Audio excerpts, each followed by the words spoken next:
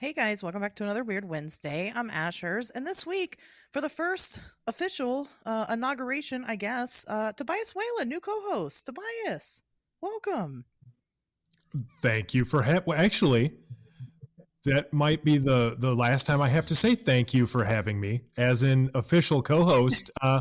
You're welcome.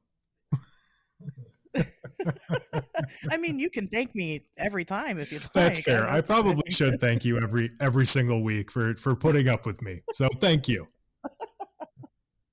Well, it's my pleasure. Super excited to have you here. It's definitely the start of a new era. You already know some of the topics that we're going to cover without spoiling anything. Are you excited? How excited are you? I'm pretty excited. Honestly, I think Emily is pretty excited too. That's my wife, for anybody who isn't familiar, because finally I have an outlet to talk about this kind of stuff where I can do so regularly, and she's going to have to hear a lot less ranting from me in general, probably, and so that's going to go over really well. That's going to be great for our house. We're going to drag her on here one of these days. I promise. It's going to happen. She's like, oh no, more of this. Yeah, no, super exciting stuff. I'm excited about it. I think it's going to be a great time. But this week, we're still not quite back to the regular show format. We're still having guests. You guys, we've still got guests on, and this week you guys are in for a real treat. We have Adam Good. Adam, welcome to the show. Thank you. Unlike Tobias, where I get to say, I'll be back next week or whatever. But, thank you for having me on. Well, absolutely. No, it's fine. I mean, being a guest here is an honor. And the reason why it's an honor is because I don't pick them. The listeners pick them. So people chose to have you on the show. So you should be thanking them. Thank all two of you, I'm sure. No, but all right. Well, with who go ahead. will know how to love me, and to those who do know how to love me. So thank you all. Oh, we enjoy Adam, and we're gonna figure out why here very shortly. Adam's actually very fascinating. So you definitely want to, stick around for this episode. But with that being said, I guess we'll go around the room and we'll do our weekend. Spice, how was your weekend? Boy, my weekend was just great, honestly. We got a new television. It is probably the largest, most decadent piece of entertainment equipment I have ever owned. It's like a 75-inch Samsung, and so I watched. I watched my normal retinue of trashy horror movies and fantasy and sci-fi to give it a little bit of a test spin. And it did great. It did really great. I'm very happy, very very pleasantly surprised. That's awesome. When's the last time you bought a TV? Oh God, like 6 years ago. Yeah, that's like ancient in like tech terms, isn't it? Right? I mean, it used to be you would buy one TV and then you would give it to like your kids and then they would give it to their kids. And when it finally died, you could use it as like a dining room table or something. But now, no, you're right. Like you go through TVs, like every couple of years, or at least you're supposed to, I guess. No, but we had bought this 42-inch. Oh God, I don't even remember what brand it was, and it was like a Roku TV, and it's fine, like it still worked. But when we bought our house, it was just, and I know this is going to sound crazy, especially considering that when I was growing up, we had like, a 14-inch black and white TV in our kitchen, but like it was too small all of a sudden. Like I had it mounted on the wall of our living room, and it just seemed tiny. And so we had to upgrade. It was time. And it's just a whole new world now. It's just great. Like you feel like you could literally jump into the new TV. Seriously, actually, if I'm standing next to it, the people on the television are bigger than me. Like it's uncanny. Oh my God. You should start a TikTok. Okay. And all the people on the screen, right? They're like kaiju sized people, or you're just a really tiny man. Right. and like you interact with them. I know you won't do it, but somebody should do Somebody that. should. I mean, that's guaranteed. That's somebody's fetish. And this being the internet, like there's an audience for it. Sure, somebody should do it. Well, you get that with. I'm not going to say how much I know about that being a fetish, but yes. What's that, Adam? Oh, you can do that with throw projectors, where it throws it up on the wall. Like you put it against the wall, then it throws it up on the wall. They can get up to be 120 inches, so like people will put themselves in it, and kind of like be in front of a image that's on the wall and doing what you're saying in the movie. Yeah. Maybe I need to make this a TikTok. I don't know. It's just an idea. But yeah, no, it is pretty neat. Technology is very cool. I got my TV. It's a funny story about TVs. So I got my TV shortly after the PlayStation 4 came out. I know that because I have a Sony PlayStation TV. And here's the thing that was really cool about it at the time was that, first of all, it is a smart TV, but it was a smart TV for when they first started. It was one of the first ones. It's just getting progressively dumber. It is so, yeah, you can't even use it. Now I hook a Roku up to it, and that's what I use. You can't actually use it as a smart TV anymore. It's just not there. But when I first got it, you could actually take a PlayStation 4 controller, and you could get on like the PlayStation Network and download video games and play PlayStation 4 games without even owning a PlayStation 4. Oh, neat. So it was pretty badass at the time. I don't know if that still works. I never used it that way. I don't know why. I don't know. I never got around to it. I'm not much of a TV person, but yeah, nowadays it's ancient as hell. So it wasn't that long ago. Right. So anyway, I lament the technological need to have to continue to buy new stuff. So I'm not Adam, what about you? How was your week? Oh, sorry. I just wanted to add. I'm not a video game guy. What PlayStation are we on now? Like, how old is that TV? I think it's like 5.5 is the newest PlayStation. Okay. No, it's just 5. It's older than 6 years, I believe, though. Well, we haven't reached the PlayStation I think I got it. Slim yet, so yeah, we're still at the just. It's not quite the PlayStation 5 Slim. So it's old, but it works, and I'm the type of person that I will run my shit into the ground. I don't buy anything unless I have to. I don't know if that's just growing up poor and I'm just that frugal, or I'm a cheapskate. I don't know, but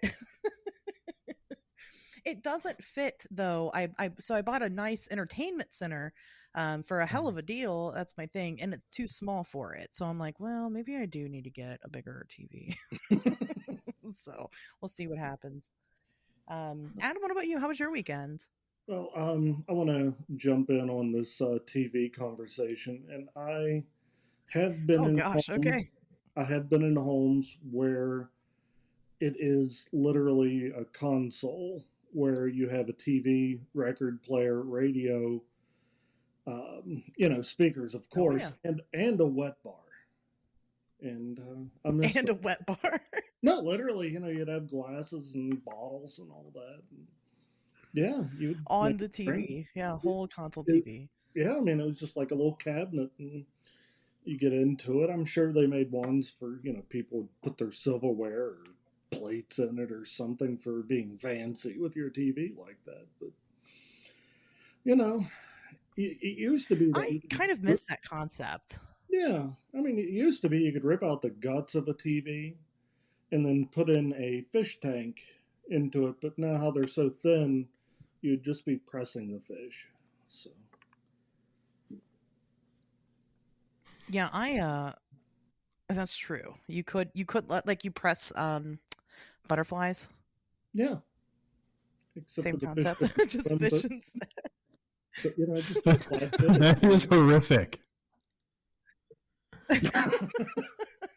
You're welcome. I mean, it would be pretty cool though. The unfortunate part about fish is that there's a lot of really impressive looking ones, but when they die, they get real ugly. Yeah. Like they lose all their color, and it's so I don't think it works as well as butterflies. But you could have a butterfly and insect TV. That'd be cool. That isn't actually that's a pretty good nice. idea. I like that. Yeah, you could Be do a nice oddities novelty situation. I think it'd be neat. We That's can do that with your I like my PlayStation oddities. 4 TV. You can make it a whole like you. Okay, I'm just gonna get. I'm done talking about TV. Anyway. Oh, Asherz, how was your weekend? My weekend was great, you guys. I was just Oh, about we to are I'm ask just that. starting kidding. already. Oh, wow. Nobody ever asked me how my weekend is. How It's was your always me weekend? asking other people. Yeah, It was how was okay.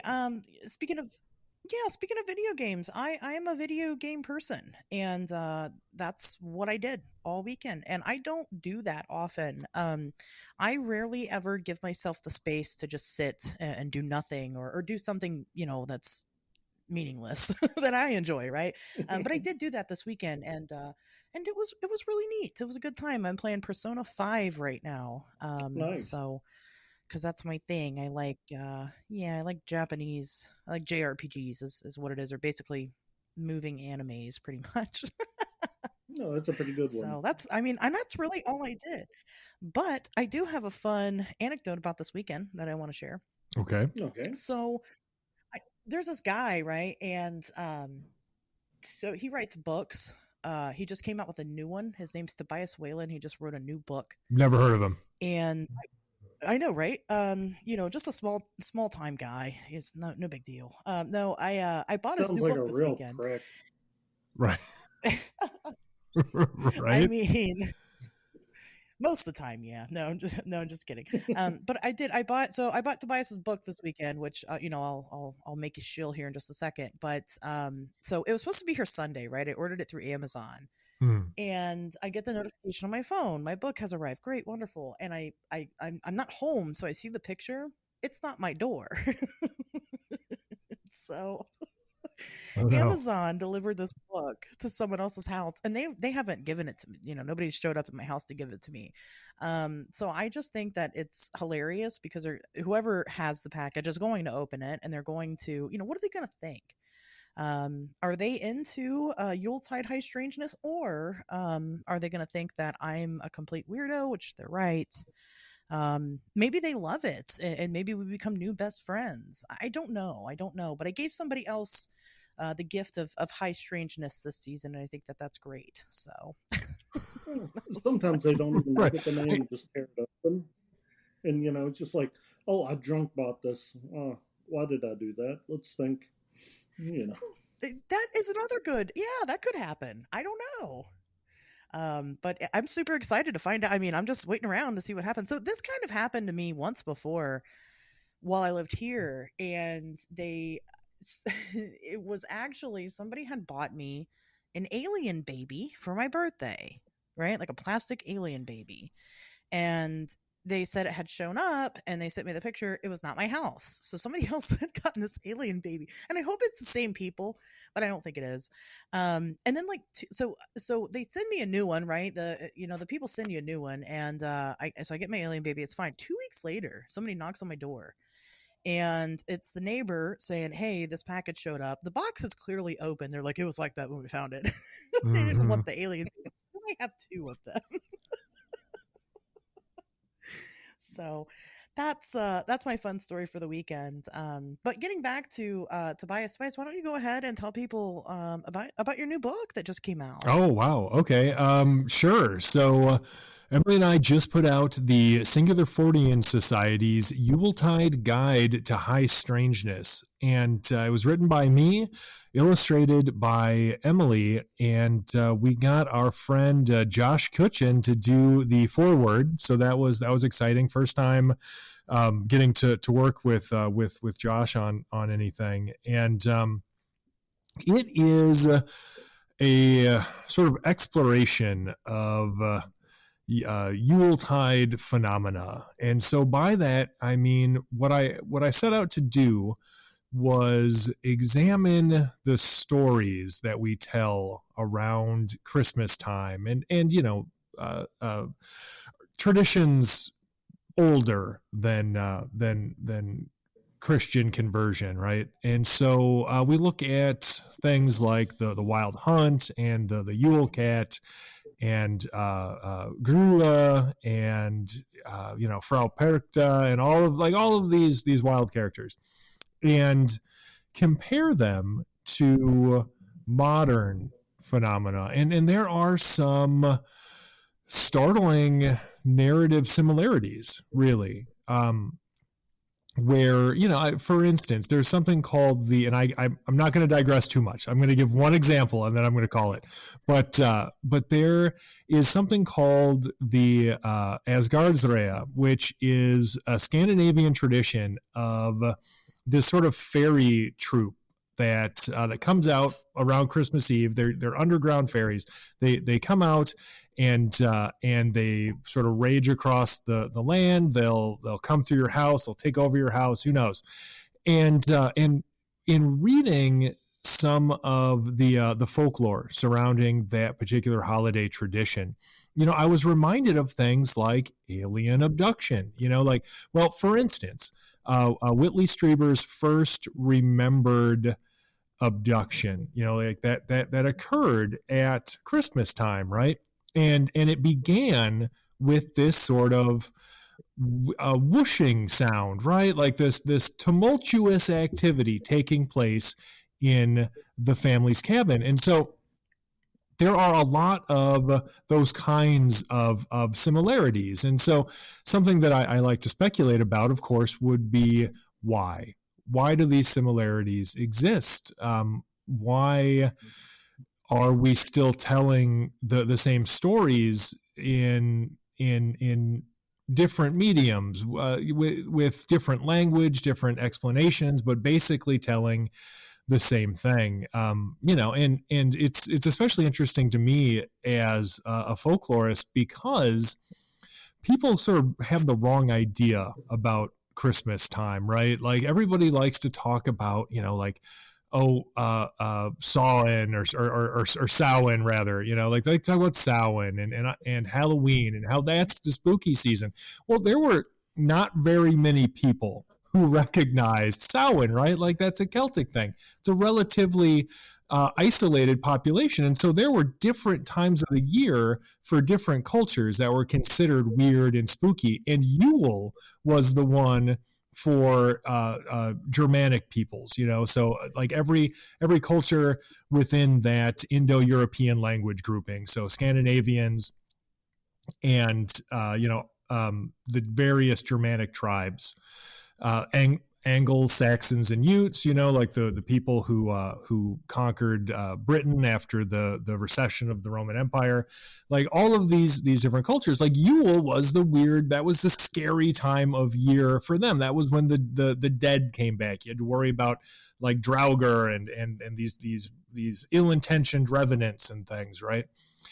And so, like lately we've been seeing a sort of resurgence in interest in that particular topic, but not in a way that I felt really paid good attention to the actual, high strangeness behind these stories. I don't think it would be too long, or I'm sorry, I don't think it would be too much of a stretch to compare the Wild Hunt to UFO flaps and sightings and things, right? If you saw, say, a troop of weird orange lights in a forest or something, then I think it would be easy to interpret those as lanterns or torches or, something similar that could be held by a hunting party. But anyway, that was my big digression about the book, and hopefully it gives people something of an idea of what they're in for if they do read it. Very cool. Well, and I think you're right. I think that there is a resurgence to make Christmas spooky again. That has definitely been a big push. We've seen that a lot with the popularity of Krampus and how that's grown. 10 years ago, people didn't know who the hell that was, right? And now here he is, wreaking havoc again. Krampus has been my hero for a long time. And Krampus is your hero? Yeah. Well, I mean, I could see that. I kind of had my suspicions about you. I don't think you just solidified them. Kids,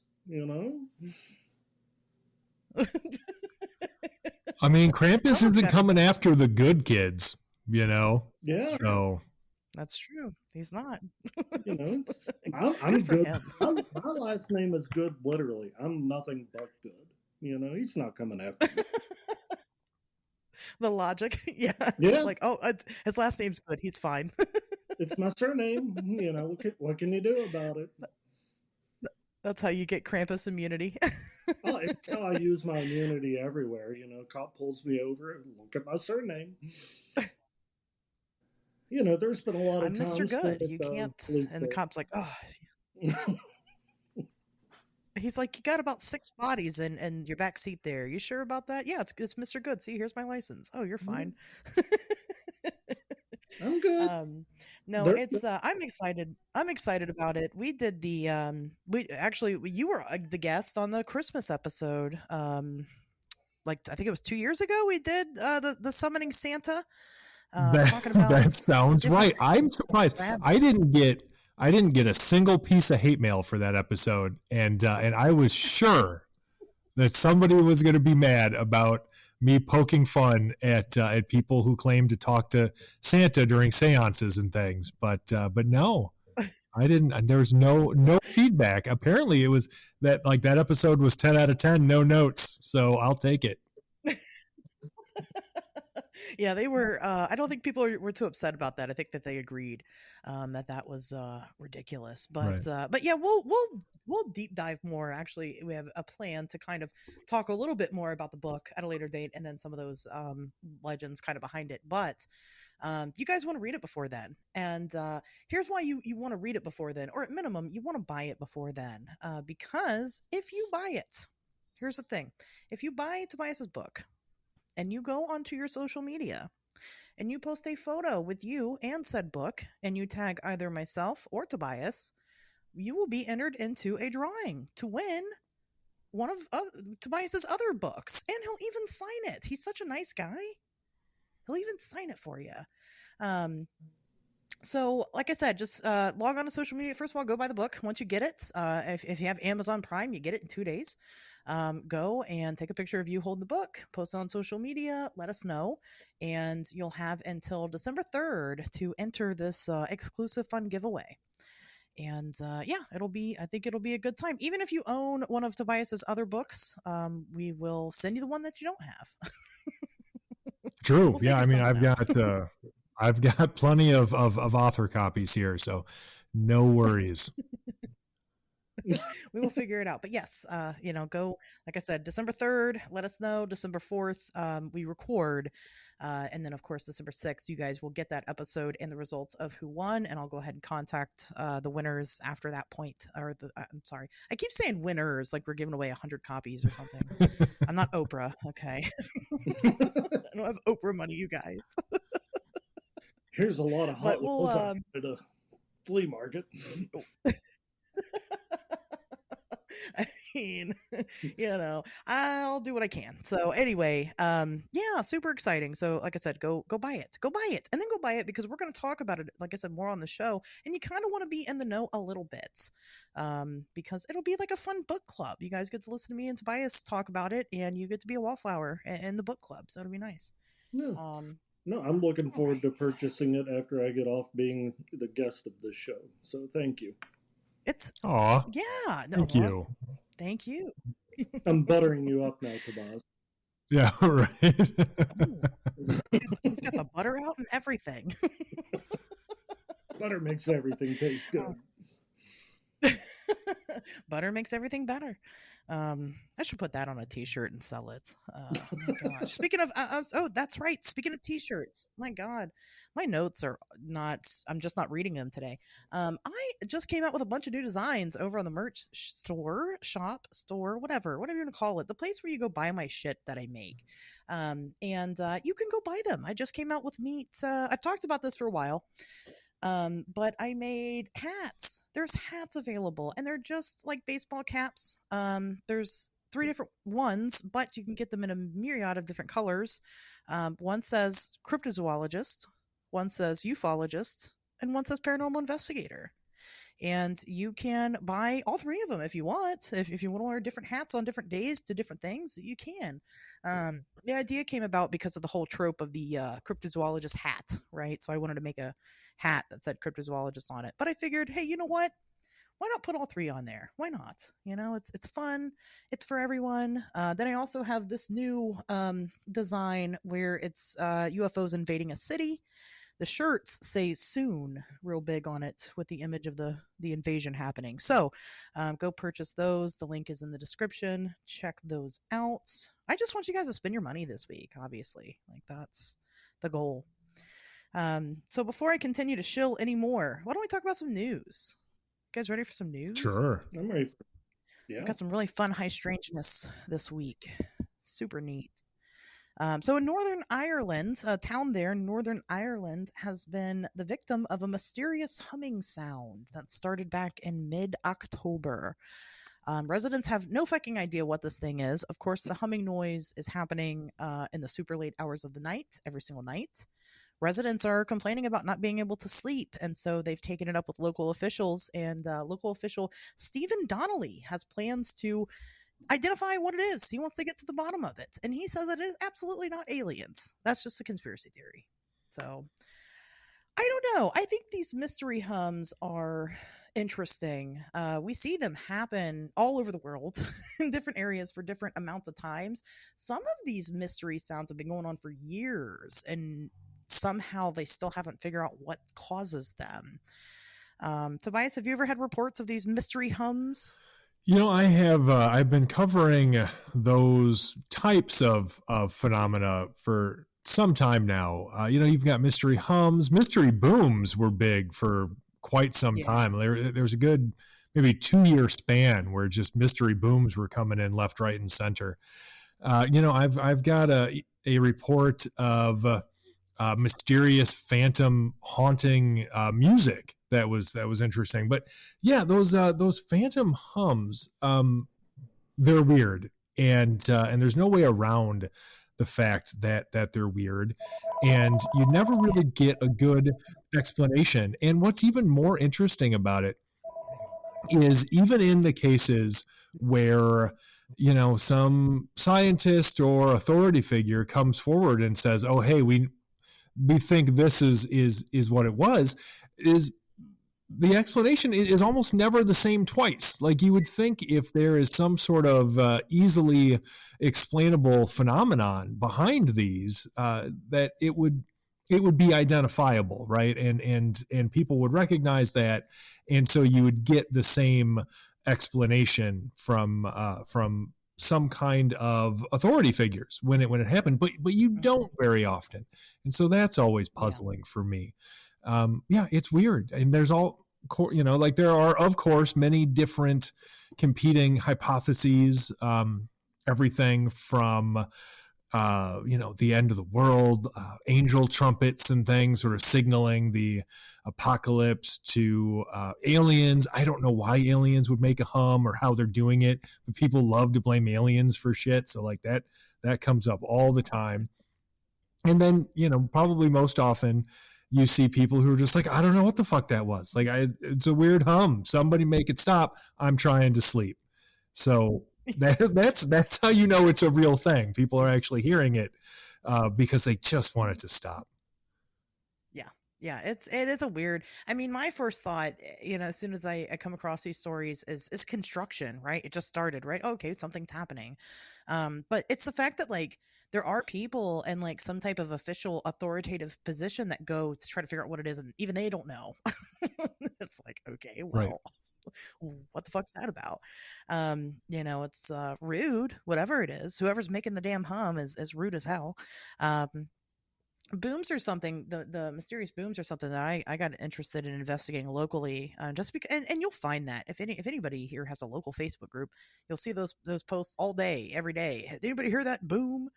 And nobody can really get to the bottom of it. And is it fireworks? Maybe. I think that one explanation was that it was like thunder from ice or something in the wintertime, something weird like that, right. Which I don't buy because it happens all year round, regardless of the holidays. I don't know. Right, and in different climates. So what about when it's not icy cold? I don't know. Clearly, while Tobias was talking, Adam had a call from the Men in Black. It was maybe telling us to stop talking about it. Yeah, sure did. Adam, what do you think about the mysterious hum? They told us to shut the fuck up and quit talking about it because no one, go buy the merch. Go buy the merch. We're not here to talk about the booms. Go buy the merch. Go buy the merch. Yeah, but honestly, I mean, like, we're graduating from booms to hums, so we're eventually probably going to graduate to mumblings and coughings.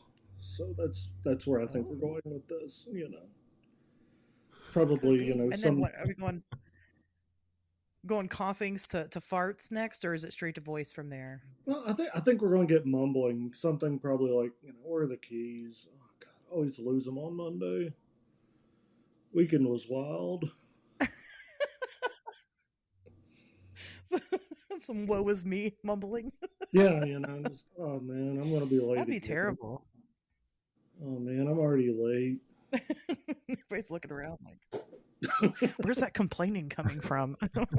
Exactly. We're trying to I mean, here. That's it could be. It could upgrade eventually. No, I've always been fascinated by the disembodied sounds. I like sky trumpets. We had a weird case here that I'd love to talk about one of these days on this show. It's just it just hasn't been talked about yet. I don't know. We'll get to it. We'll talk about it. So honestly, on a serious note, I think it's a fascinating thing that we, like you said, the people that are in the know go, hell if I know. And if right. everyone's left to this speculation that leads to almost a kind of Facebook pandemonium. Yeah, I agree with that. It is hot. It's a hot story on social media. Like those stories are very popular. So I don't know, Tobias. Maybe we should do more of them. They get a lot of attention. Sure. Well, I have to cover the news when it appears. I can't start inventing stories of hums, but I will keep my eyes peeled. What? Isn't that what people do though nowadays? Isn't that how all these other people are making money? I like to think that's the thing that sort of separates the Singular Fortean Society from some other quote unquote news sources is no, we're not here to sensationalize anything. We sure as shit don't want to make anything up. And that's why, honestly, I used to try really hard to crank out like somewhere between 4 and 7 articles every single week. And the reality is, if you're covering in interest that is this niche, right? Like something that is this specific, it really is just like paranormal phenomena or Fortean phenomena. So including some of everything. There aren't that many interesting things that are newsworthy happening every week. Like realistically, if you're getting through, 2 or 3 articles every week, at the most, you're probably covering everything that's actually newsworthy that's happening. So. Yeah. Well, that's why sometimes I throw in just like fun, silly stories here and there because there's nothing to cover that week in the weird, right. Nothing credible. People are always making shit up on the internet, and you can cover that if you want. But I don't know. I don't want to spend time on it. You could have at least 2 or 3 AI photo news stories or something, from cryptozoology every week. And if you want to count that as news, but I think we're all in agreement that it is not. Yeah. Yeah. I'm past that. I look at it and I'm like, oh, that's fake. And then that's it. Right. I don't even try to, unless it's really hitting my inbox hard. I got a lot of inquiries about it. I usually don't even make a post. No, it's not like you're just feeding the beast at that point. The only way we can get rid of that bullshit is to starve it. You just have to pretend like it doesn't exist. Just ignore it. Don't share it. Don't comment on it. Just be like, yeah, that's obviously nonsense. I'm going to pretend like it doesn't exist and ignore it. Yeah. Tobias, that's not going to work whenever the Weekly World News is going on, Well, hey, now Like, Weekly World News is an accredited news site. Hold on Yes, now. right. There, we all know that, right? I mean, Yeah, I come mean, on, we all obviously. agree with that. Yeah. Okay. Yeah, Bat love Boy me some lives. Weekly World News. Bat Boy lives. Yep, love me some Bat Boy. Yeah, I agree. It is hard to cover everything. That's why I don't cover. I'll have some people like, well, you didn't talk about this on the show this week. Well, no, I didn't. Most of the time, it's like UFO videos, the latest UFO video. Mhm. That's cool, but like, there's so many in a week. I mean, just look it up on YouTube. It's there. Right. So on to my next piece. This one I do find interesting because you don't get this every day. But it does happen. Like I said, some really specifically high strangeness topics this week. There is now an alleged crying Virgin Mary statue happening right now in Mexico, and El Chinal, Mexico. Sorry, guys, I'm a white person. I don't know how to pronounce things in Mexico. But there is a crying Virgin Mary statue there in a church that has garnered a lot of attention. The local residents there say that they aren't surprised that particular area of the country has had a lot of like a big uptick in violence and things like that. They think that's why the Virgin Mary's crying, and that this is going to usher in a change, a positive change of some sorts. Now, we've seen crying statues in the past. This isn't the first. A lot of people, in a lot of these cases, most of the time, the ones that were allowed to actually study, it's a case of just the material being porous and expelling all that water that moisture that's been built up in it for so long. It is kind of weird that it comes out of the eyes. But I'm not a sculptor. I don't know why that would happen. Yeah, I just thought that was neat. There are videos of it crying. I don't know. Tobias, you have thoughts on crying statues? Yeah, I mean, well, it's definitely something that we have seen before, and I think you already touched on the materialist or skeptical explanation, which is probably accurate in more cases than not. I think it's interesting to me to see religious narratives applied to various phenomena, and it's a fascinating subject. I'm sorry, I had to pause there because I'm trying to think about how I want to say this, because the reality seems to be that the only people experiencing these religious miracles are religious people. And so Yeah. if there was some kind of objective truth, as though the religious narrative itself, held some veracity, you would think that it would be experienced by a wide breadth of people, right? Like, so you would have a bunch of atheists going like, holy shit, look at this crying statue. I'm so wrong. I've been wrong my whole life. I'm sorry. But that doesn't seem to happen very Right. often. And so you have to wonder if, what you're getting is just a sort of biased narrative from somebody who wants something that reinforces their personal beliefs. And so, when you see things like statues crying from quote unquote crying due to condensation or something similar, or sometimes just straight up outright hoaxing, like you can't put that past people, unfortunately, then Sure. yeah, you have to, I think, take it with a grain of salt. This is the kind of thing where if it truly is unexplained, then I think that's very, very important, and we need to understand that. But there isn't usually a lot of careful study that goes into these things, because I think on some level, a lot of the people interested in them, or who are sort of in control of those situations, if it's like a church who owns a statue or something, then they're not super interested in people coming in and finding out if it's true or not. They've decided Right. it's true, so let's just leave it alone. Yep. And that's why I said the ones that we're allowed to study. It's never a fucking garden gnome. You know what I mean? I Like, wish. it's never. I have so many garden It's gnomes, you never. don't even know. That would be They amazing. all start crying at once. I hope they don't cry, though, because I like to think I keep my garden gnomes pretty happy. You're like, oh no, what's wrong? You have to go out and buy them different outfits to make Right? them happy. You want to talk about Um, it? What did I do? Right? Tell me. You get the spirit box out there, like, what do we got to do now? Um, or like the Bigfoot statues, it's never them crying. They're always having a great And if time. I don't anybody should know. be upset, I mean, it's Bigfoot. Climate change has got to be decimating the world Bigfoot population. And it's not their fault. They're not You contributing would to it. think.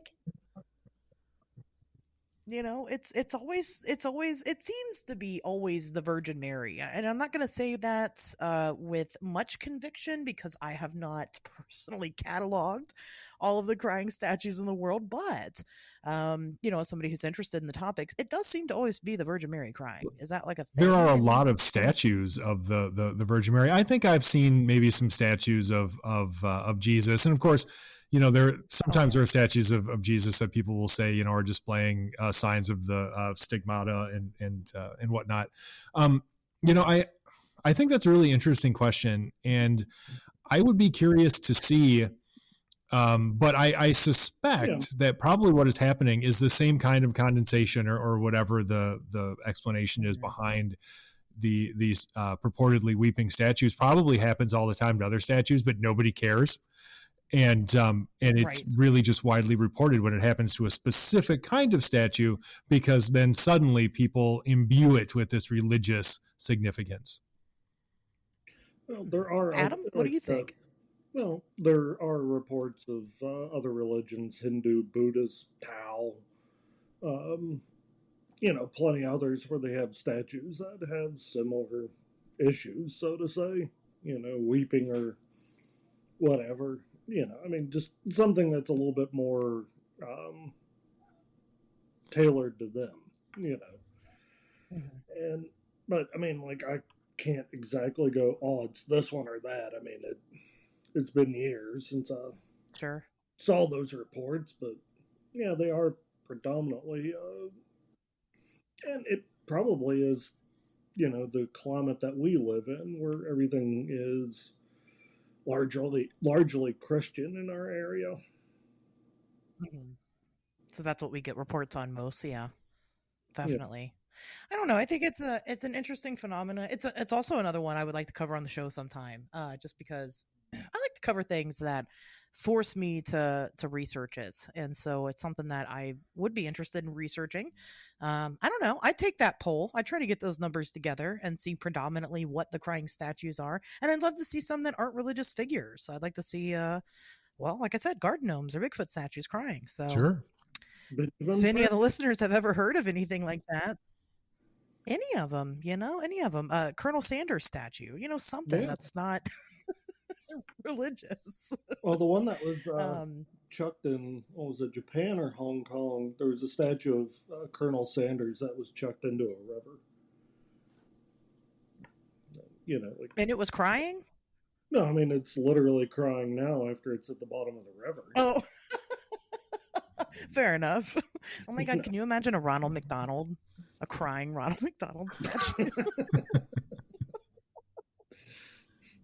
Now we're just making nightmares happen. I'm sorry, guys. Poor Ronald. I'm not getting any more chicken nuggets.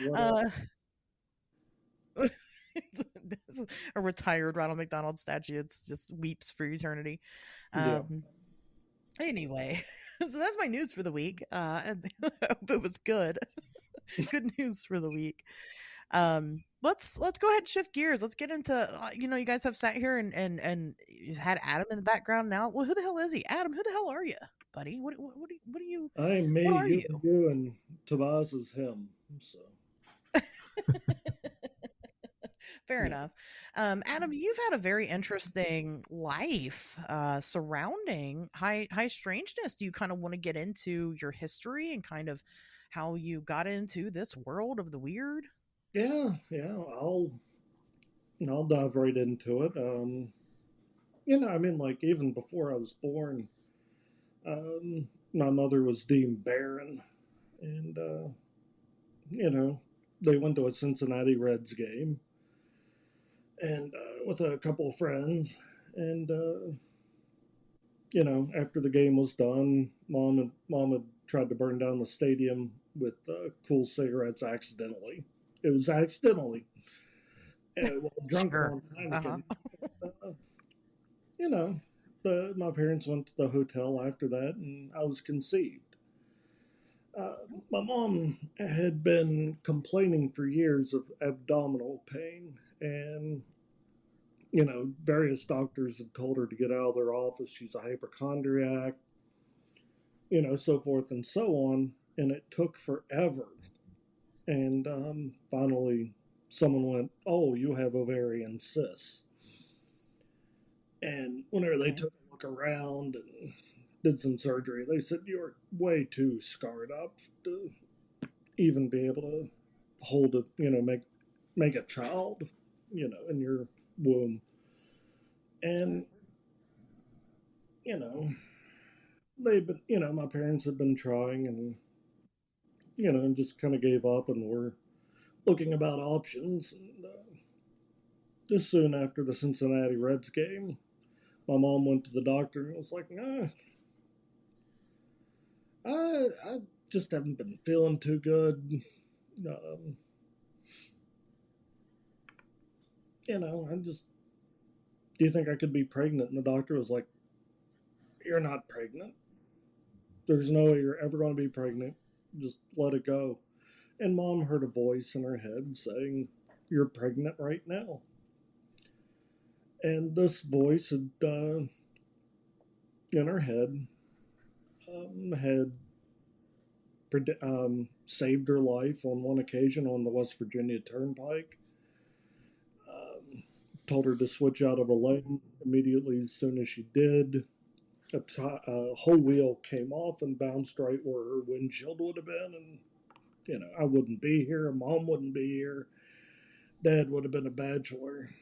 Um, you know, and she even heard the voice whenever she was on a date with, like, a second or third date with my dad, and my dad walked her back to her office. Mhm. Um, Said that, "You're going to marry this man," along with my godmother. They were walking home from school. My mom and her and my godmother were walking home from school. They, and Wendy, my godmother, was talking about, going on a date with what is now my godfather at the age of 16. And she heard the voice say that you're going to marry him. And I've heard the voice myself on multiple occasions. Um, Saved my life here and there. Interesting. Just it's been a family thing, and it just doesn't stop there. It goes back to my grandmother, my great grandmother, and there's an aunt that was.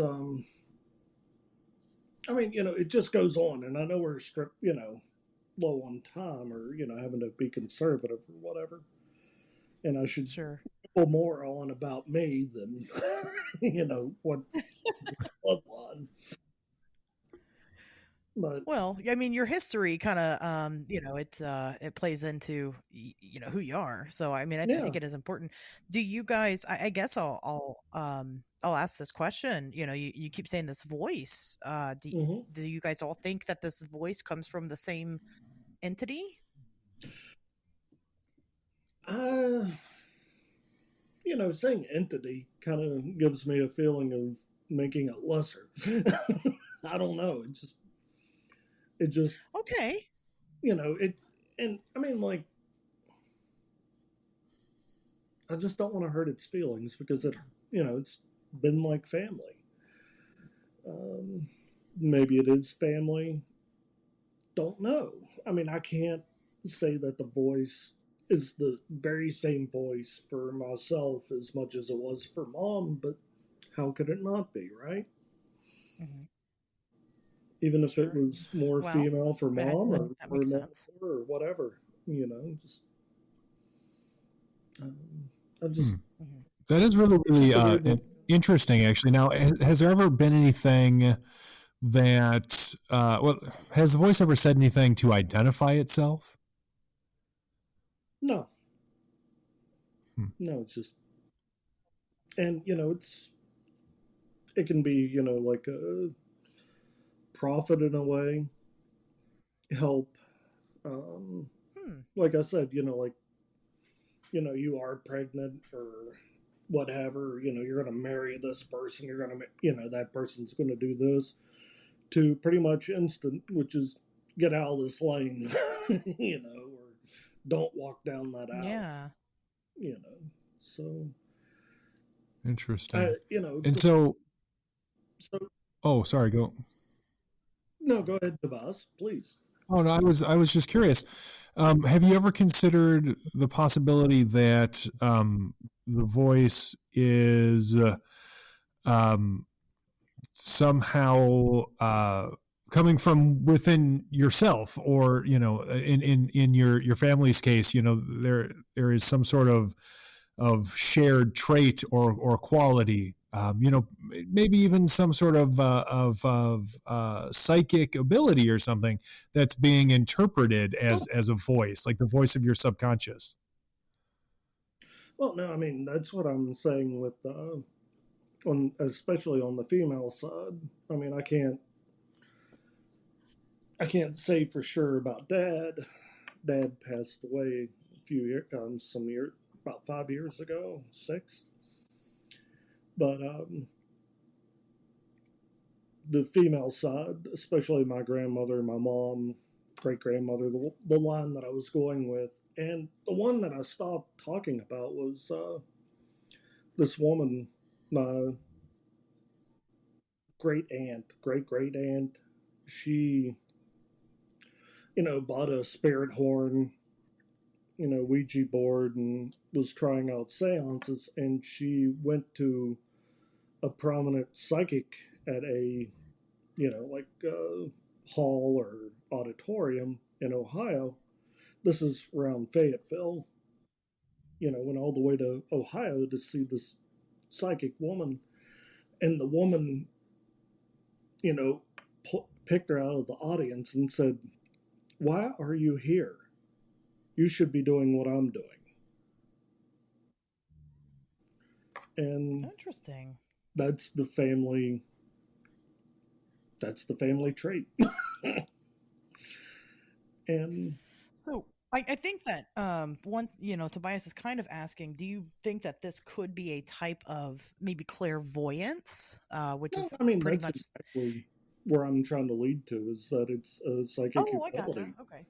It's very much whatever clairvoyant or what have you. In this field, and I'll say this at the beginning, I try not to label things, because I find out that you get in more Sure. trouble trying to stay in within that definition before you're That's fully smart. able to, expand out. Um, I've had a lot of weird things in my life. The most prominent, which has the same story about my aunt, my great great aunt, or whatever. Um, how many times removed? I don't know. Sure. It's it's um, it's in the book that was dedicated to me whenever I was 9 years old by my grandfather, and it's a ghost book. And I threatened to yell at him if it wasn't published soon, because as a kid, I was excited about it. All this paranormal Hmm. stuff really excites me. My house was haunted whenever I was growing up. So he tried to shame me, um, playfully shame me. It was all meant in good fun. And I've always said since then, too bad you can't shame me. I have no shame. So, Sure. here I am. Sure. Um, So he did a special dedication to you in the book. yep, the book is dedicated to my grandmother and myself. And what's the book called? The Greenbrier Ghost and Other Ghost Stories by Dennis Dietz. The one aspect that I really enjoy about it is he didn't go in and try to rephrase everything and make it his story for the most part. He had people write in, and he left everything up to their words. So, as much from the source as possible. Yeah. Yeah, which is, I mean, really important. So you kind of entered this, I mean, just to kind of put the emphasis on the fact that, you had a family member that wrote a book about paranormal happenings. You entered this world through the paranormal. Yeah, and it continued. I mean, like one of my first experiences as a child, about age 2 or 3, I couldn't, like, whenever, trying to, like, I've gotten this because I'm not good at, like, going, oh, that's a 3-year-old. Um, if I was standing, Sure. stood up, I couldn't quite see over the bed. I had to, kind of climb up it. And Hmm. this occasion, about 2 or 3, um, I remember there was a presence in the house, and like, my parents were in the other room napping. I was in the TV room watching something during the day. Um, we're avid readers, so I'm sure my parents were reading. And since they were, the doors were very thin and wooden and slatted, I'm sure they were not fooling around since I was just in the other room. Sure. Um, but we're avid readers, and I'm sure that they were reading because that's one thing that we do voraciously. But I remember the presence in the house, going in, climbing up the bed, trying to wake up my parents during the day. Um, could not get them to stir. I wrap myself up in their comforter as best I can, and the comforter is peeled away from my face, and there's a face of a shining gray alien. And in my head, I Interesting. heard, it's time to play. And that's the last of the memory I Wow. remember. Wow. Is this the earliest memory just in general, nothing weird? Is this the earliest memory you think you have? There's one where I'm being cradled by my mom and she's singing to me. And I just think that I was Okay. extremely young then, probably 2 or so. And it fights with another memory of walking with my father, which, but I Okay. remember back to 2 to 3 years old. Yeah. I would say I remember like eating baby food. Like, and it's Yeah, weird because I don't remember like specifically, you know. yeah, And I kind of remember like baby bottles with like the hmm, bags that you would put into like the hollowed out bottle. But I yeah, have I a got younger that too. sister, so I don't think it was me having the bottle. Yeah, I think it was her, but I don't have any specific memory. So I'm always I don't know. curious, I'm an only but child and I remember uh, baby bottles. interesting. Yeah. But, something like you said, coming across something like that, you would think that as a young child, even it's very traumatic, It you wasn't know. traumatic. I really Um, enjoyed it. At the moment, it was like playing hide and seek. Like, it wasn't like I need to hide in fear. It was more like, let's see if I can find my ass, like for fun, like you do as a kid with a doll. okay. Yeah. And that's the one thing Interesting. So I've you always, viewed this thing as an adult. yeah, it was bigger than me. Third grader would have been an adult to me, I would think. Right? Fair. Like, for some odd reason, it's like whenever you're like 1, 2, and you see like a third grader, you're like, that kid's gonna grow a beard tomorrow. I know it. I bet they shave. But I mean, that's not the Interesting. only memory I remember of the beings like that, or instances. I mean, I've tried to remain throughout my life. I never tried to live with it as a shame. I never tried to, what would you say?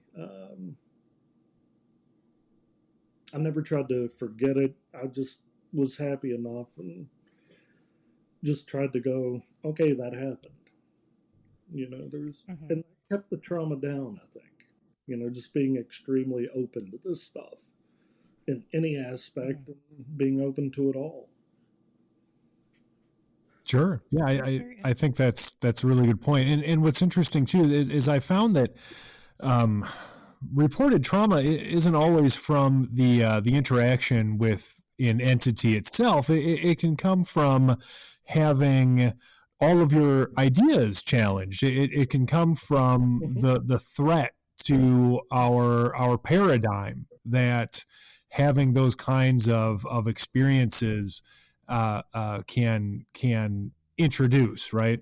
So it sounds like you've got a good perspective on it.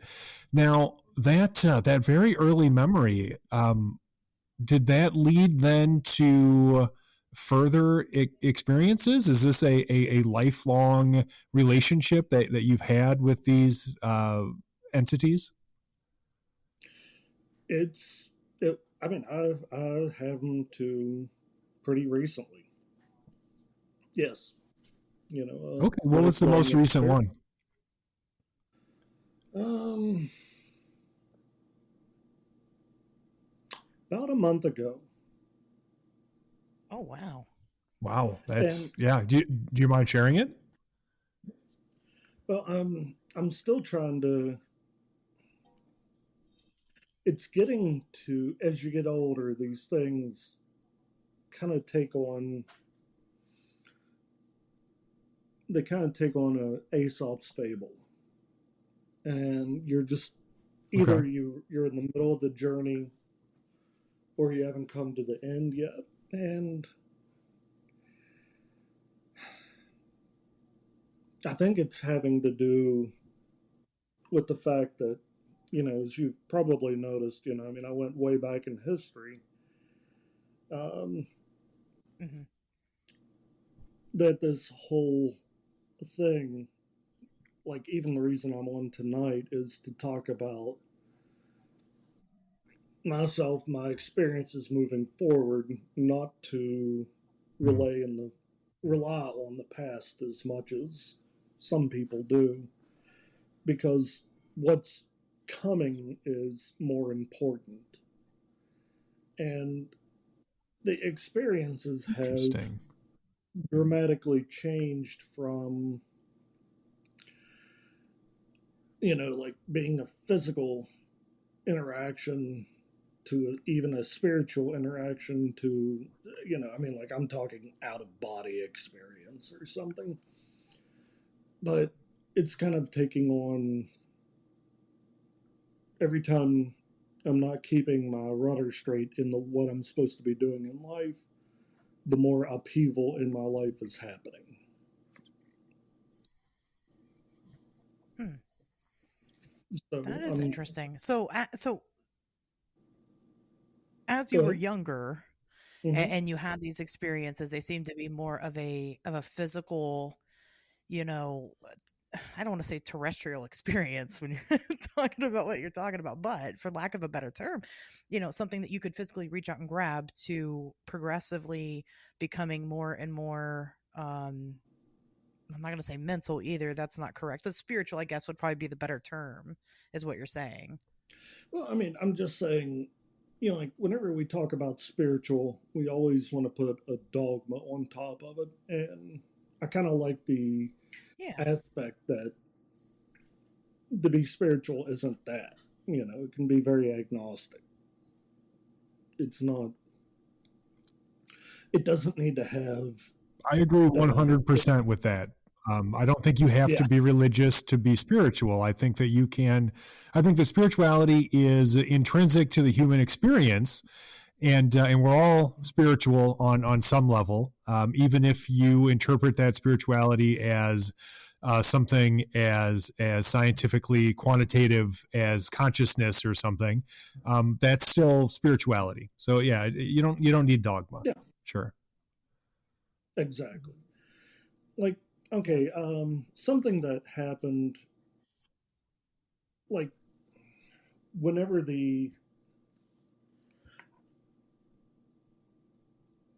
like whenever I'm talking about what I'm doing and stuff like that, it's okay. Let's go back to. I'm sorry for creating a little bit of just second guessing of myself or whatever you want to call it, but like to be able No, to you're fine. explain better as the interpretation that I want to give out. Some years ago, about 3 or 4, we were in the middle of the pandemic. I went out to Wasta in South Dakota um, to go to a Okay. paranormal conference. I followed up the next Hmm. year as well, and that year I met Mike Clellan there and met some great people. And I was mom had just come out of the hospital, and mom desperately wanted me to go to this. I mean, we had paid for my place there. It was a small, intimate little thing, and we went, or not we, but myself. I went. I got some people that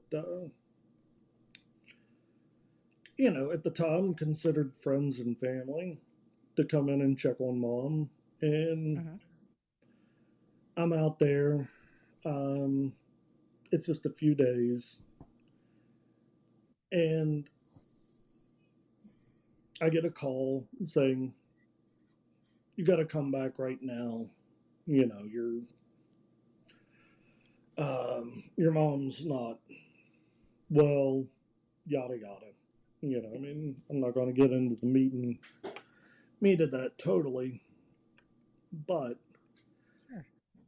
I came back, um, and they were all wanting to put my mom in a old folks home, Sure.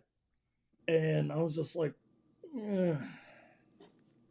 But before they even talked to me about that, I came home. The next day, they went out to was it Standing Rock, where they had in Wyoming. Uh, I don't know. no, I mean I'm at the end of Close Encounters of a Third Kind, where they went up to the Big Oh, Rock okay. and met the aliens. Oh God, Yeah. I cannot think of the name Oh, was right that off. the I'm terrible. like Devil's Tower? Devil's Tower. That's it, Tobias. Thank you for the save. They went out there. Well, I'm here. Nerd. I'm just kidding. I was here. They were there. They were out there. A humongous storm came around, and some people even saw a UFO above Devil's Tower. Like there's a bit of a light show and everything. While that's going on, I'm Hmm. here, um, pissed off and knowing what's wrong with mom, and no one considered to talk to myself or my mom about anything until I got back. And I mean, I just told him, yeah, we're going to put mom in a home, whatever, just get going. Turned out to be a UTI. A UTI in an Okay. elderly person will make them seem a little bit off their rocker. It makes it Sure. look just like Alzheimer's and all that other shit. All she needed was to go to the hospital. you know, no one consulted in me. Sure. No one consulted in mom, which is a terrible crime. No one thought of her well being. Yeah. And I've To talked be to your honest, mom. I mean, she's very sound mind and she's cool as hell. I'll say that. oh yeah. But while I'm here and they're at Devil's Tower, my house shakes. Okay. I mean, like it's like an earthquake. Um, After it subsided, I went outside. There was a red dot in the sky, and I said, I was just like, "Hello." I said hello to it. It moved behind a tree. I moved a little bit over to where it should have been keeping an eye on both sides of the tree. It disappeared. And this is the area where we were back in Walsta on Pine Ridge and at Devil's Tower. But at Pine Ridge, it's the same place that Whitley Strieber was able to see into another world during his meditation, his sensing exercise. Okay. I had a very powerful experience there that year and the following year. The following year was even stronger. I met even more great people. And the person that was putting it on, her name is Maya. She told me, I told her what had happened, and she was like, "Yeah, I figured that's what happened. Those people are possessed. They think that they're doing good, but they're not." And that's the type of thing that has been happening more in my life with these beings, which I call friends and family. The last time I physically remember being with them was about 10 years ago, whenever I was introduced to my daughter. So Interesting. I had a, So when you say you were I had, introduced to your daughter, could you talk a little bit about that? Lord, no, Tobias, no, that's too much. Okay. I'm joking. Of course I can. No, I'm trying to be respectful. I don't know what people's boundaries are. Yeah. I know. I'm just messing. I'm just trying to keep myself. If I don't joke, Sure. you know, No, then I get it. something's wrong. No, but at the time I was married and lovely, lovely stepdaughter. Um, I miss her so much, but um, I was I was doing the stepfather thing while my now ex-wife went out and went to a Tori Amos concert, and I went to bed. My stepdaughter was in bed, and in the middle of the night, I woke up to a light in the house and hearing something coming down the house towards our bedroom. And this would have been the route that my stepdaughter would have taken. She was on the opposite end of the house at the time. And this ambient light, which was turned out to be coming out of my stepdaughter, came into my room, looked similar or looked just like my stepdaughter. Because, this just lasted just so many seconds. Okay. She looked at me and said, and I heard in my head, "I'm your real daughter." And I couldn't move, but I was Interesting. breaking through it. And I was able to reach out with my left arm. And whenever we touched, her arm was out, reaching out to me. I was reaching out to her. And as soon as we touch, it's morning. Mm. And my stepdaughter comes in the room, and I'm like, "Did you come in here last night? Did you need anything?" And she was like, "Why would I come in last night? I didn't need you." As a child Huh. would say. Interesting. Right. Of Sure. course. So what do you make of that? Some sort of astral projection, out of body experience? Do you think that there was some element of her that she had projected into your room? Well, that's one thing I really like thinking about. I think it was physically her. The ambient light may have been because of biolocation, or that she was actually there, and that there's a technology there that we just don't know about, where you get ambient light around yourself. Um, I mean, if you took a flashlight, one of the modern day 1,000 lumens flashlights back, Yeah. held Civil War day, they would say that they would be afraid to put their hand into it because they would think of it as some kind of light thing that could be like a saber and not actually putting a lightsaber together. Sure. Sure.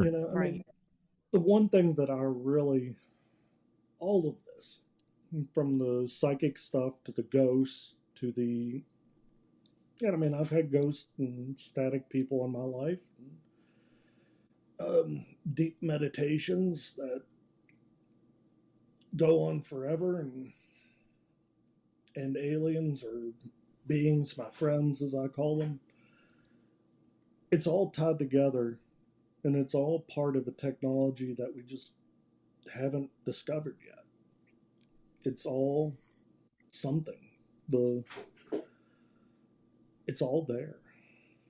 So you think that basically science just hasn't caught up with these phenomena, that they probably are measurable and recordable in some way, but we just, as human beings, don't have the technology yet to actually be able to do that? Well, some of the beings that that people have encountered, they've asked them, "What are you?" And a lot of the answers are soul techs. So, yeah, why couldn't it be a technology that, yeah, we just haven't discovered yet? Sure. No, I think that makes as much sense, or probably more than other things that I've heard. Certainly. Now, for people listening who may not be familiar with that word, could you maybe give a brief rundown on what a soul tech is? Oh, it's to my understanding, it's a being that comes into your life. Most of the time, what most people call extraterrestrial, comes in, and whenever they're doing examinations and such like that, it's much like a doctor working on a body, but it's your energetic body, your soul, something residing in you. Gotcha. So like a medical technician for your soul. Yeah. Correct. Is that the new? It reminds me of chicken soup for the soul, so maybe we should, we should make it a series. You've heard of chicken soup for the soul. Now try medical tech for the soul. Brought to you by the Grays. Yeah. That's what came to my mind. Sorry. The soul tech was first heard in an abduction back in the well, it was written down in the 80s, but the woman that went through it, it was probably in the 50s or 60s. Whenever that happened. Interesting. They said that they Why came do you think to they're her. doing this, or do you know why? I couldn't. I mean, the best answer is I don't know. We can pontificate. That's okay. That's a good answer. I mean, we can pontificate on it, but the only real answer is I have no idea. That's the only honest one, and I respect the hell out of that. So, yeah. I mean, the woman that was told to was it Lori Barnes. Mm-hmm. She was pregnant at the time, and didn't know it. And they said, "We're here to check on the girl child of yours." And she later had a daughter, and the abductions continued throughout the family line. Interesting. So you have you spoke a little about a sort of a progression in this phenomenon where it was seemingly physical at first, leading into a more spiritual or immaterial sort of or disincarnate sort of interaction. Now, do you think that what people perceive of as physical interactions with these beings are really, in fact, something more in line with what you're talking about with soul text and things like that? Like it's a spiritual interaction that is merely interpreted as physical? I think it's physical. I have a couple scars on myself that came Mhm. from it, and I think it's both. I think it's I mean, it could be happening daily, and we just don't know it. I think some of it is done spiritually. I think some of it is done physically. I think honestly, like the physical coming to us route has been kind of winding down, and it's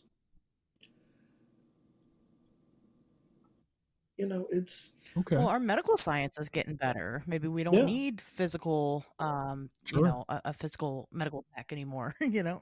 Right. Yeah, Now I you mean, you it could be mentioned a lot a different. couple of scars, Adam. What are those from?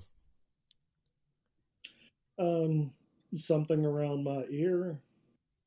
Something was done around my ear. Ankles, which I do have weak ankles, and I feel like it somehow made them a little bit better. you know, I don't know why I say that, but Sure. just um, it's not that my ankles are like chicken thin or anything, but they're the literally Achilles tendon of my Achilles heel of my body. So Yeah.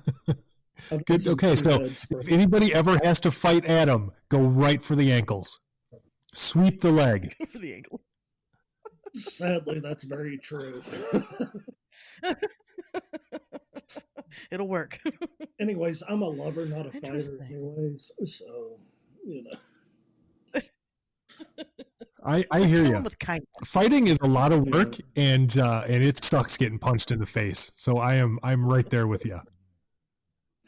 I'd Yeah, rather I'm hug just it out. lazy, you guys. I'm not about that life. I'd Right. rather hug it out than Exactly. go and get a cheeseburger after.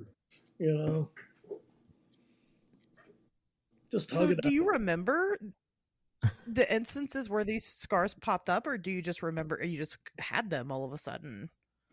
Um, the ear one happened whenever I was very young. I mean, it may have coincided Okay. with the 3-year-old thing, 2 to 3 years old. Excuse me. Hmm. The ankles were more in my late teens to early 20s years. I was actually Oh, attending okay. university then. Um, yeah, I remember those, and just I remember something being done. I can't look at my back, but um, I've always had scoliosis, and I do remember a couple Gotcha. occasions being worked on my back. Interesting. So when you remember them, is it just like bits and pieces that you just are kind of aware that it happened, or I mean, do you like full on remember the instruction given and everything happening? The bits and pieces, Yeah. like Like maybe the whole thing I don't would know if be. some people have been under like Oh, go ahead, Ashley. yeah. I was just saying, sometimes I had dental work done one time. I was under like twilight sedation, and you remember it, but like you don't really remember it. Yeah. So I don't think that it would be far fetched to say that an advanced species has something that they could give you that's better than that. Oh, yeah. No, and I kind of agree with that. I mean, I if I remembered the whole thing, it would be something else. I mean, and whenever Right. I say it's something else, it would be out of this world. You just be like, wow, and all I've got are these, Sure. flipping through a book. It's to me that would be like if you were reading a book when you're in kindergarten and every page has a picture and you get the Hmm. story. That's what it'd be like if you remembered everything. And if, like when you're looking at a more mature adult book, and you're flipping through and like every 50 pages is a picture, that's more what it's like. There's a lot hidden in the words that you don't know yet. Okay. Yeah, oh, So and I do do remember. you? Oh, go ahead. Oh, I mean, I've this anecdote has come out several times before I've used it, but I do remember going into Walden Books with my mom and Hmm. seeing the New York Times bestseller Communion by Whitley Strieber on the shelves. Hmm. And I remember seeing the picture and thinking back to that moment where the blankets were pulled away from my face and a couple others, and asking my mom, why is my friend on the front of this book? That's a pretty big deal, right? And what's her reaction to it? I don't know, son. She didn't say, Oh, okay. probably like Adam, I don't know. We're here to pick up some books. You know, Sure. So, were you very forward with your parents and your family about what was happening? Are they aware? not totally aware, but they're aware. It's just Gotcha. I would talk as much as I wanted to. It wasn't going to be poked or prodded out of me. Um, I talked with a Sure. doctor of hypnosis. I forget his name right off, but Mhm. he asked me, you know, like, he asked me several questions, much like tonight, and I was telling him about my life and all that and what I'd remembered. And at the end, he said, "Listen, for you, I don't recommend hypnosis because you seem pretty well mannered about everything. You seem pretty even keeled. You're okay with it. The hypnosis is really for people that are freaking out and need answers. You don't seem to need the answers." So I've kind of used that as a blessing, you know. But you were interested in doing it. Well, we were talking. We were first introduced. I didn't know he was a hypnotherapist, doctor of hypnotherapy, until after we were well engaged into my happenings. I didn't seek him out because of Gotcha. hypnosis. I sought him out because I wanted to talk about my daughter at the time and Interesting. just see what he Yeah, had. that's how I know my hypnotist friend. I didn't seek him out. He just came into my life. I think they do that. Yeah, they are the true men Um, in black, right? so are your memories right? Are your memories are they something that you remember as you go, or are these like repressed memories that kind of crop up every now and then? This is as I go. The things that Okay. crop So up, you've never just been yeah. oh, things that crop up later on. It's like I'd remembered it, then I'd forgotten it, then I remembered it again. Like something started it up and was like, oh yeah, I remember remembering that at 8 and 12, and then I stopped thinking about it. So Sure. Sure. So I know that you were saying that your interest more lies in not so much what has happened up to this point. You know that story already. hmm Your interest lies in what's to come in the future. Can you kind of expand on that a little bit more? well, I feel like I can do good and help people relate. It's a pretty damn lonely world out there, and there are some people struggling with this, and I'm in a job field where I help people, and Hmm. to be honest, I enjoy helping people. So if hearing me talking about this tonight in the future on a podcast, however long it is after this is done, if they hear this and if it helps, then great. Um, I just feel like this stuff is going to help in the future. That's my interest Interesting. in being here tonight, talking with you all. And Mhm. I, I mean, like we all have this. Is the world going to be apocalyptic? We've been giving these images of the world ending, climate change, and social unrest. And what if Sure. my daughter is part of this breeding program to take over the world? Who knows? I can't say Sure. for certain, if I'm going to be, you know, reunited with her or not, at least in this life. But I'm just wanting this to help people. And I feel like every step I make forward, taking this with care and with being full of empathy, that maybe this will lead to something positive in the future. Mhm. Sure, So I think it's important for people to be willing to share these experiences. I do think that's helpful. I know the number one thing that I usually hear when speaking with witnesses is that they feel like they don't have anyone with whom they can talk about this kind of stuff. And so hearing somebody like you come forward and being so willing and so willing to discuss and so open about your experiences, I think would be helpful, at least in terms of reducing the stigma and encouraging people to maybe come to terms with their own experiences and be willing to discuss them. And I think that helps us all with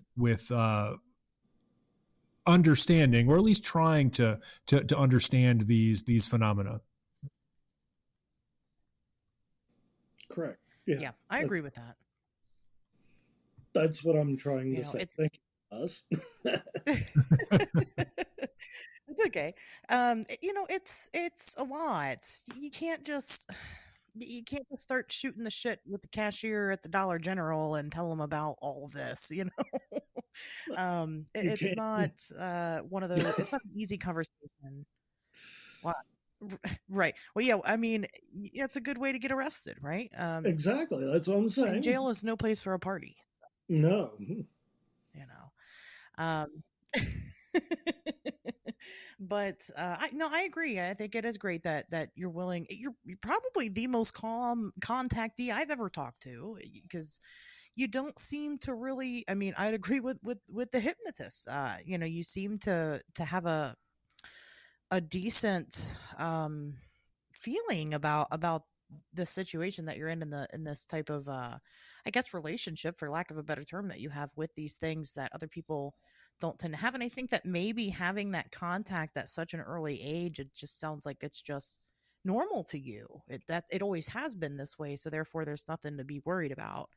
And I think that probably plays a big part in it. Have you talked to these things? I don't know what to call them. Things sounds terrible. But I agree, entities sounds a little too supernatural, and beings sounds a little too biological. Whatever it is you want to call them. Have you had conversations with them before? Well, that's why I say they're my friends and family. It feels like they're a Okay. part of it. I mean, anyways, they've been here since my beginning, as far as I know. And, a lot of people talk about how, there's a lot of cases where people are like, yeah, I agreed to be here out of this group of, you know, beings or whatever. And Mhm. I, there's a lot of conversation that happened early in my life and around 12 years old that are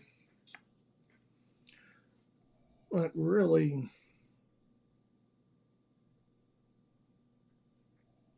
really, I mean, like,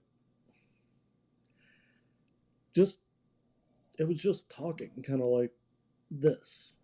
And Right. A lot of it was, oh, the Men in Black are calling again. They're calling. Oh no. Okay, they're telling me to shut They're up like, again. You know, right, we got to get to the right. end of We this can't. You program. We're can't going talk to about close the this. door soon. No. Damn Men in Black. No, but Just when we're getting somewhere. no, it's right at the right opportune moment. But no, I mean, like the conversations had this, and if anything, that phone call helped open the floodgate a little bit here. So thank you. Um, the conversations were always kind of, how are you doing? How do you take this situation? What would you do here? What do you think about this? And if I explain myself, I thought, you know, like if I would say I thought I think my scoliosis is something that was given to me because of something I did in a previous life, it'd be like that's very mature and perfect for you. And that's not something that my mom would say to me. That's something, Right. it's just something kind of off, you know. Yeah. And I mean, like, Interesting. I've had, I mean, like, all the paranormal stuff that's happened throughout my life, from like I've said on here before, everything always just comes back to me. I mean, it's the ghost, the poltergeist activity that's in the house sometimes or around me, things disappearing on me. Things disappear on me all the time. And like tonight, I was going to try out a brand new microphone. I can't find it. It was just sitting on my dresser a couple of days ago. It's gone now. Mom's not going to take it. Mom doesn't have any use The for Men it. in Black came and took it. We know that. I know, that's what I'm saying. But,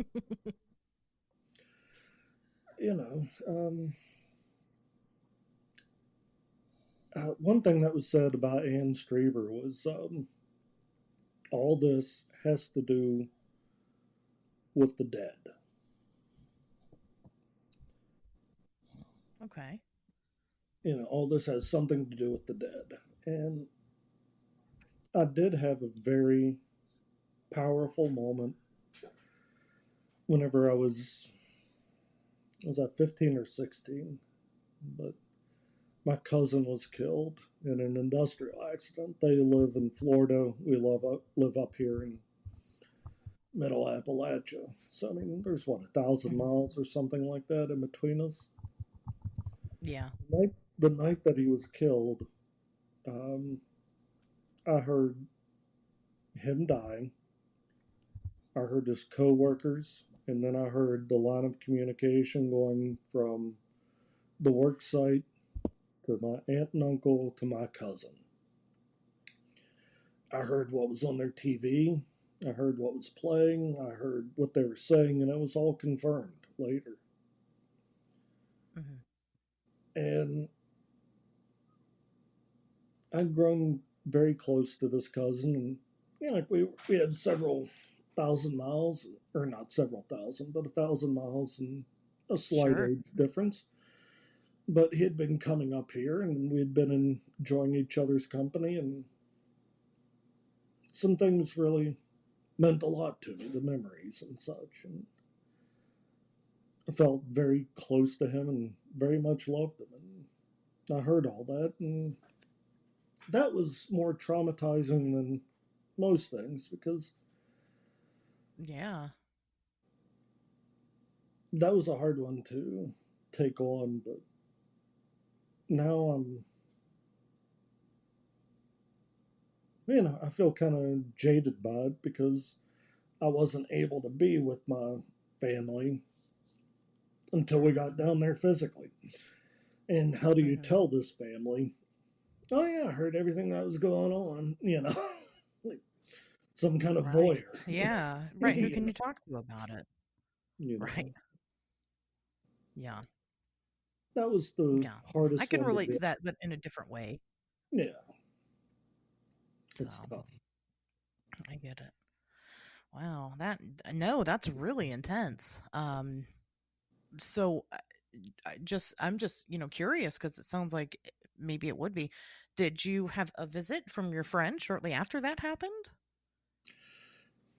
I'm sure I did, Okay, okay. but I mean, right just around then, the grief for was. comfort or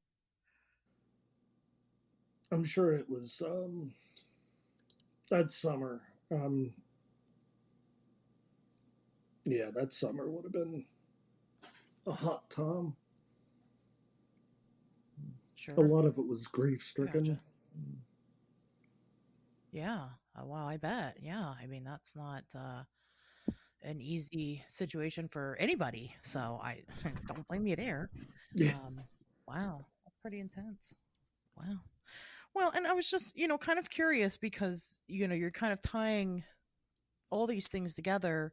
Just wondering if these other unexplained phenomena that happens in your life it also coincides with getting these visits. I'd imagine that they probably seem to. Maybe you've never kept track. I don't know. Well, that's the thing. I mean, like, I do remember that summer being active. Um, I do believe Gotcha. that's the summer that Hmm. I had the scoliosis. Like they worked on my back with the scoliosis, but I didn't write any of it down in a diary. More for fear at the Right. time of it Sure. being. I mean, Ooh, I wasn't worried about my parents finding it. I was worried about friends or somebody coming over and finding it. yeah. You Yeah. Well, right. And then how do you explain that? I'm a science fiction writer. know, I guess you could. well, I Have guess you I'm gonna be. started documenting these things going forward? I would like to really try, and I will take that challenge on, Asherz.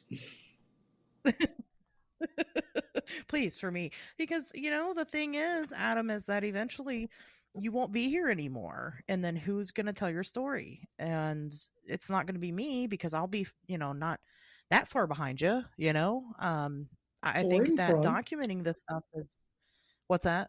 or in front. We don't know when it's going to happen.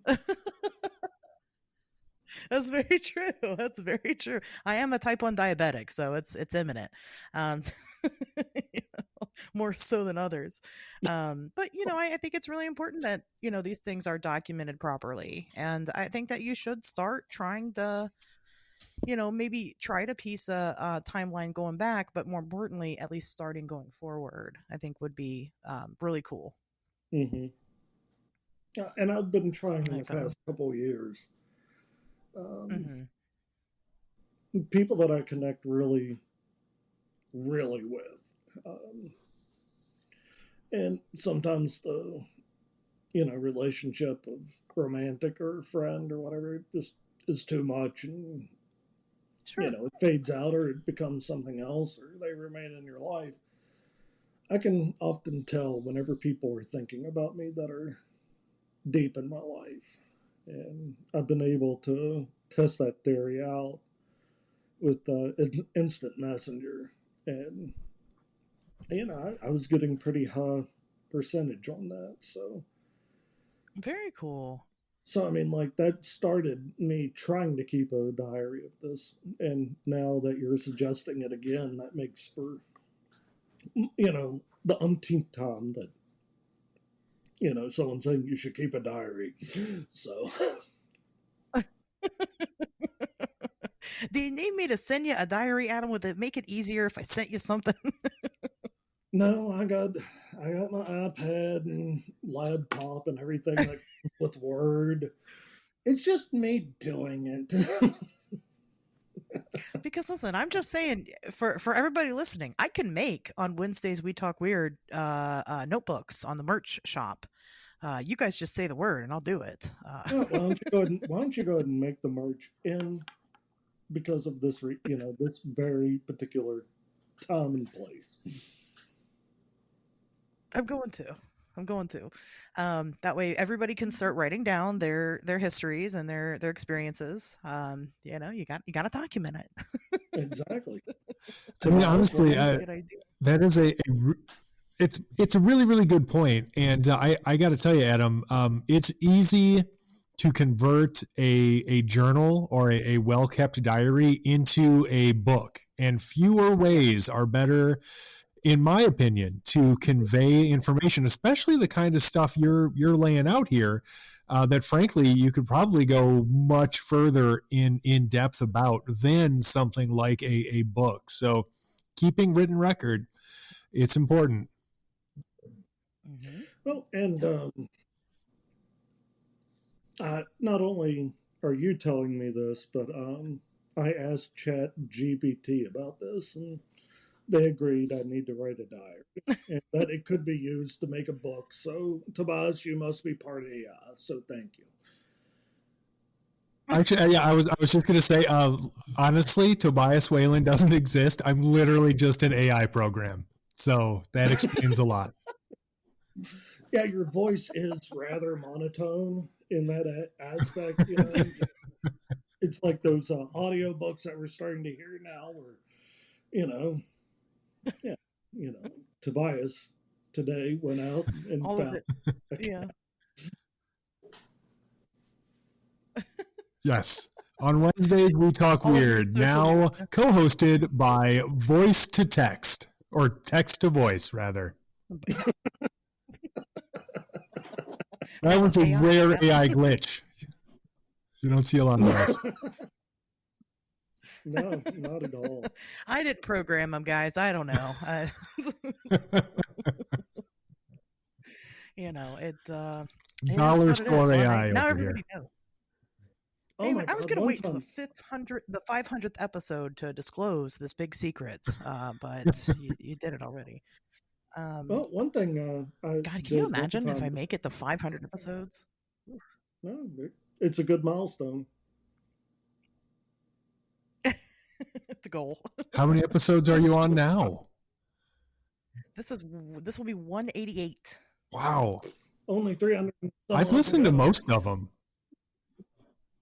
Oh, don't lie. I'm just kidding. No, really, well, because what I do is anytime like Emily and I are going on a road trip, especially if we're traveling to a conference, is I'll just catch up on podcasts. And so, yeah, I'll be like, Yeah. well, we haven't listened to On Wednesdays We Talk Weird for a while, so let's listen to that for like 6 hours. We should be caught up.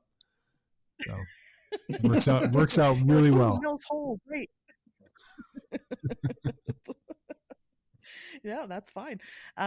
Yeah, 500 is the goal now, and then maybe I'll retire. I don't know. It's taken me almost 4 years to get. I mean, I'll be a little over 200. Well, no, I won't. I'll be like right at 200 at the 4 year mark. So, almost halfway there. You're doing it. I'm doing it. So in about 6 more years, and you'll get the 500. There you go. Yeah, maybe it'll have to be a special episode now, just because it's. So, you guys, well, I agree, Adam, that you should, I'll say it again, you should document this stuff, and then you should put it out in a book, because I think that your stories are very interesting. Even if you don't quite understand the perspective yourself, you don't have to share your experiences. You don't have to give an answer. You're not required to, just because you are a contactee. There's Yeah. nothing in the books that say that you have to. And we've gone on now for almost 2 hours, and I have a feeling that we have just barely scratched the surface of everything that you could talk about. So I think that would be a worthy endeavor. And even if you don't publish it ever, it's still there, and it still needs to be there, I think. Yeah. So that's my opinion. But for the lack of having this go on too long for everybody here, Tobias, did you have any final questions for Adam before we release him into his crazy life? Oh, sure. So when can we expect that book?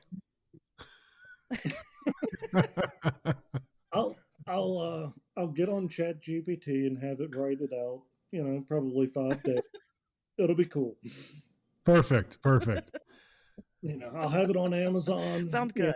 I'll have more volumes Yeah. soon after that, and I'll have text to voice put out so we can have audible books so that you don't have to worry about listening to any other broadcast other than me. We'll get this taken care of. It'll be awesome. I'll let you lease my I'll let you lease my Tobias AI to do that. So Okay, Oh, good. awesome. Great. Just volunteer me. And then Amazon will deliver the books to people's neighbors' houses, so the word will get out even further. So Yeah, we're just going to Great. fly through the nation. That's just the old-fashioned guerrilla marketing. All right. Well, Adam, do you have any specific places that you want people to find you on social media? Are you talking to me? Yeah, yeah, I'm talking to you. You talking to me? Yeah. No, I had to put it like that. So, no, I mean, like I'm on Facebook right now. It's private. I mean, not private, but I mean, like it's just public. Adam Good. I'm a drunken opossum, but yeah. Hopefully I'll be doing something a little bit more to where like Tobias is trying to push me into, which is the writing core, and we can go from there. I hope Tobias harasses you like every month. Like, how's that book coming along? No, I demand every- everybody write books so then more people empathize with me because it's hard, Well, and then I have people to talk to about it. okay, It Tobias. is hard. It is harder than you think it is. Hey, Tobias. Yeah. How many books have you published? I'm on 3. 3? And you're I know only 3. And he's been doing this for 50 years. 50 Can you believe that? years. I am 76 years young tomorrow. Nice. Okay. Yep. I believe it never. No, my grandfather wrote wrote a bunch of books. So I can definitely appreciate what you're talking about, that it is I saw it firsthand. So I can appreciate Some them people there. do it, man. Oh yeah. Some people sit down and they just can slam out book after book. What's his name? And he writes good books. George Dunning. He does that. He just will slam out book after book after book.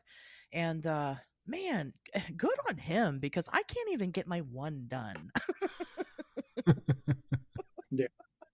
He's fucking inhuman. No, and that's what I'm saying. My So, father started writing after retirement. So no.